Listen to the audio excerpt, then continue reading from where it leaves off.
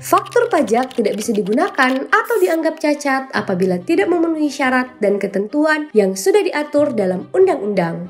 Kriterianya seperti apa? Ini dia.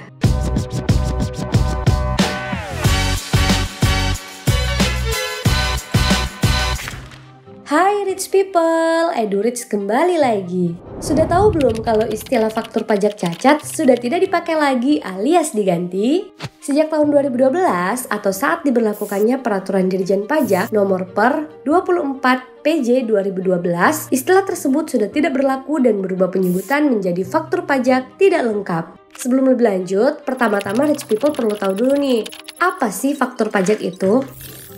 Faktur pajak merupakan bukti pungutan pajak pengusaha kena pajak yang melakukan penyerahan barang kena pajak atau penyerahan jasa kena pajak. Artinya, pengusaha yang menjual barang atau jasa kena pajak harus menerbitkan faktur pajak sebagai tanda bukti kalau pengusaha tersebut telah memungut pajak dari si pembeli.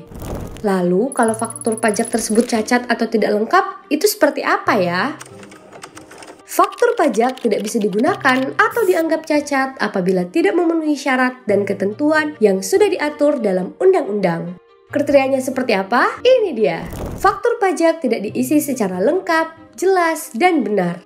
Faktur pajak tidak ditandatangani oleh PKP atau pegawai yang ditunjuk oleh PKP sesuai dengan peraturan perundang-undangan pajak.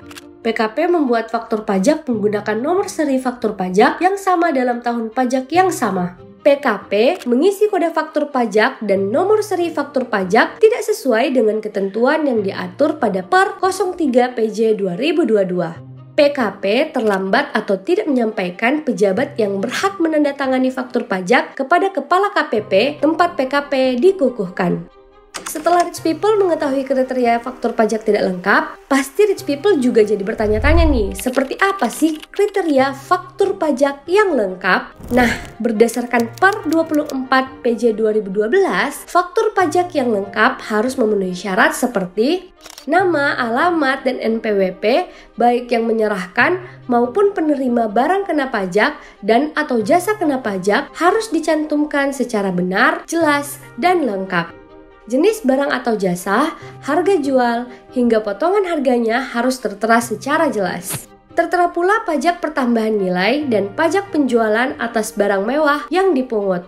Kode, nomor seri, dan tanggal pembuatan faktur pajak harus tercantum secara jelas dan benar. Terakhir, nama dan tanda tangan pihak yang berhak untuk menandatangani faktur pajak tersebut. Jadi, secara sederhana, faktur pajak bisa dikatakan cacat atau tidak lengkap jika faktur pajak yang dibuat tidak memenuhi syarat yang telah ditetapkan oleh DJP. Serta faktur pajak juga perlu dibuat dengan mengisi atau mencantumkan keterangan jelas dan lengkap agar rich people bisa tercegah dari faktur pajak cacat atau tidak lengkap. Nah, kalau cari edukasi yang informatif dan lengkap, tentu hanya di EduRich. Jangan sampai ketinggalan untuk subscribe channel YouTube Andal serta like dan komen topik-topik menarik lainnya yang ingin kamu tahu ya, rich people.